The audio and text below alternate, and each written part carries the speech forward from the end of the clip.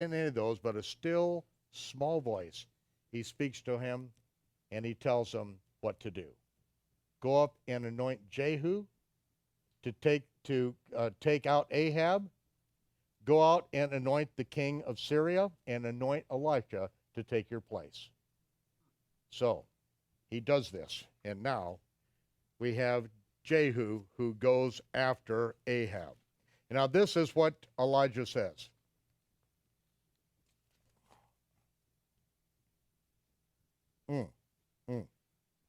Wait, I got to tell you another story before I tell you this. He comes back, and what has happened is that Ahab wants a vineyard of a guy who owns the property right next to the palace. He wants an herb garden. He's got a vineyard there, and so he asked Naboth to sell it, and he said, no, this belongs to the family. I can't sell this.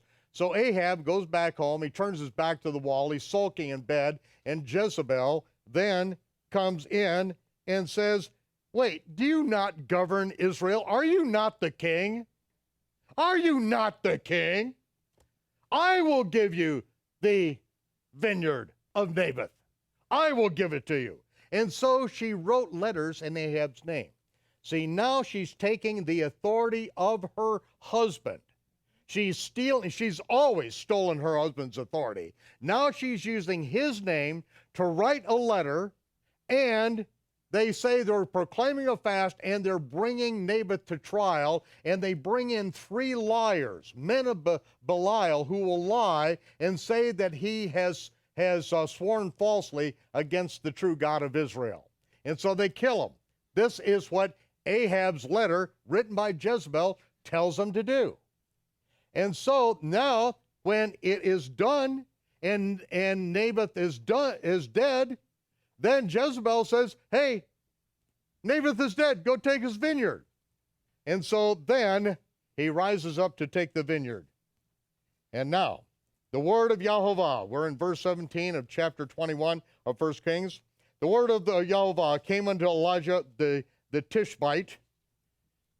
He was probably hung around the Tishbe vineyard, northern Israel.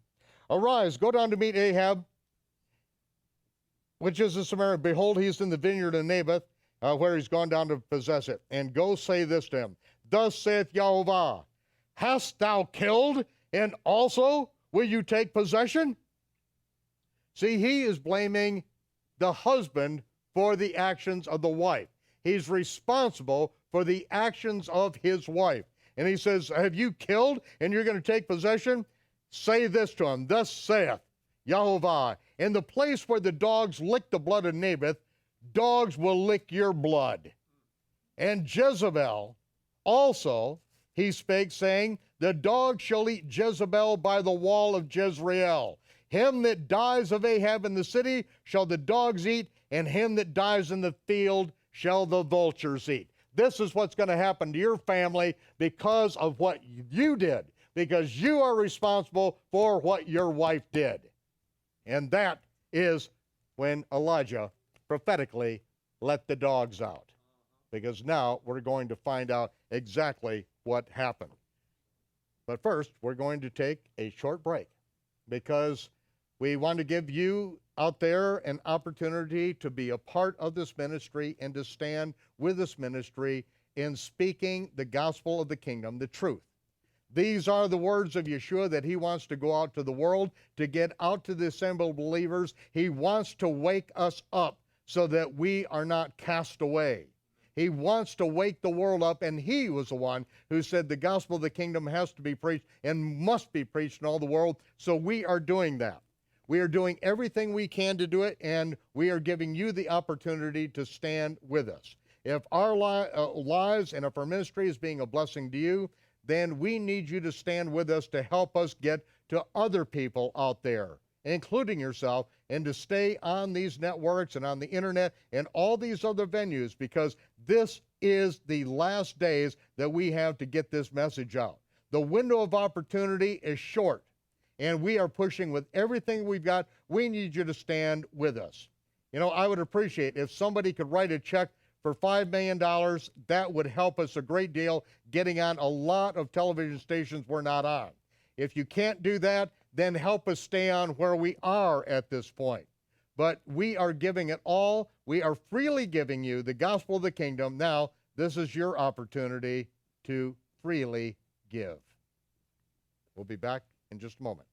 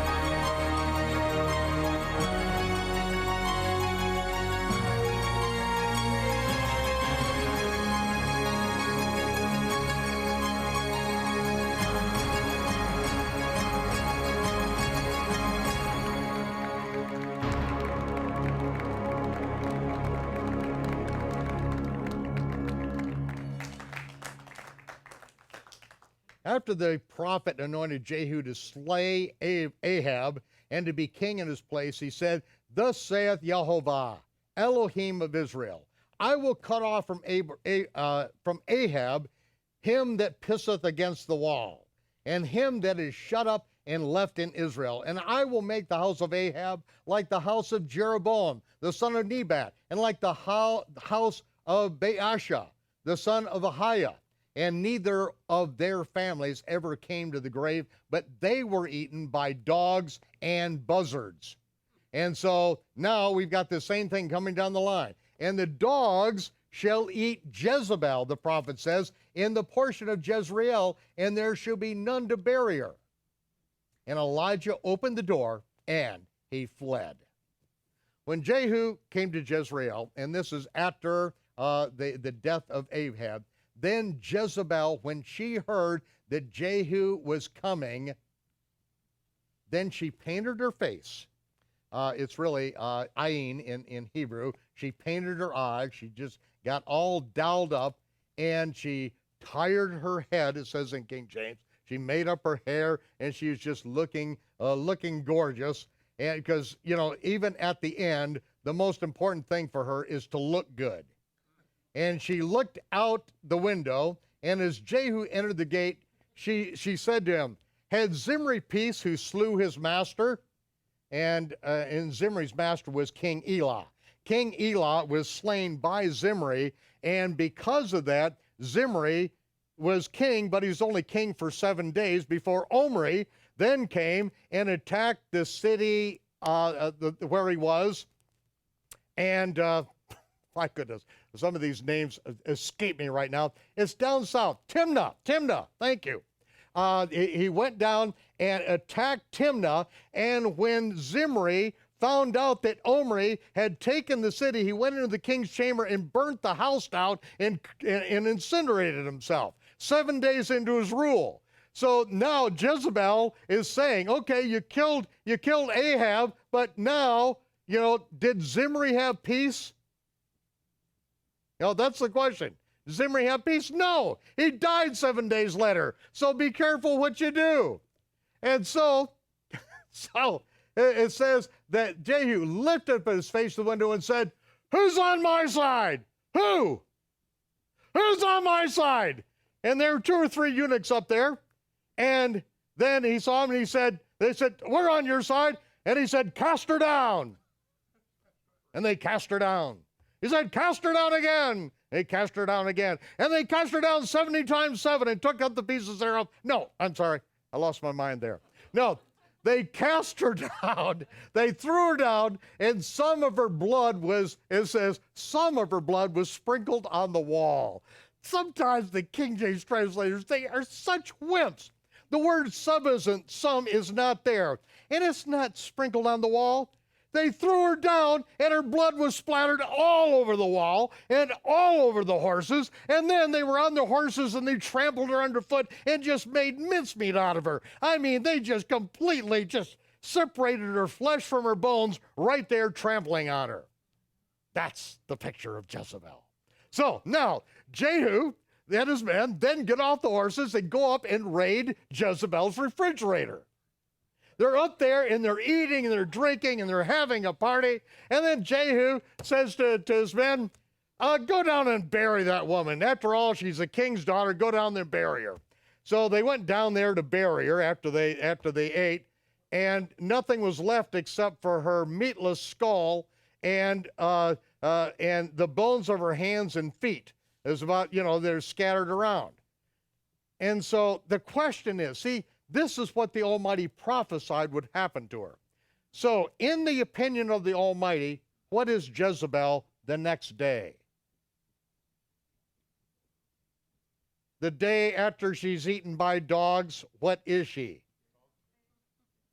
Dog do! Right! This is brought to pass the saying of the word of Yahovah, which he spoke by his servant Elijah the Tishbite. Not the Tushbite, the Tishbite. Saying, and the portion of Jezreel shall the dogs eat the flesh of Jezebel, and the carcass of Jezebel shall be as dung upon the face of the field. So they shall not say, this is Jezebel. Okay, one thing, they're not going to say, have a tomb here, and this is the tomb of Jezebel. What are they going to say?